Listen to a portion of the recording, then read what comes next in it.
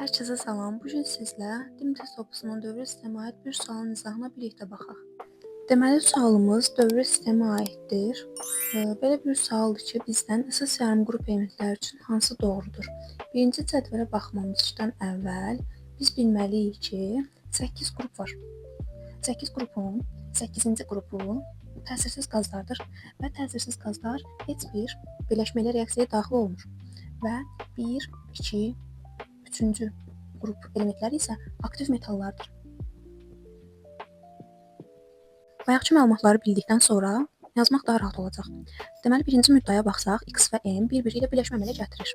X-ə baxırıq ki, birinci qrupdur, yəni metaldır. M-ə baxırıq ki, 8-ci qrupda yerləşir. 8-ci qrupda yerləşənlər isə təsirsiz qazlardır və biz dedik ki, təsirsiz qazlar heç bir birləşməyi əmələ gətirə bilmir. Ona görə birinci variantımız getdi. İkinciyə baxırıq. X və Y aktiv metallardır. X və Y birinci və ikinci qrupda yerləşir. Biz dedik ki, birinci və ikinci, üçüncü qrupda yerləşənlər metallardır, aktiv metaldır. Bu doğrudur.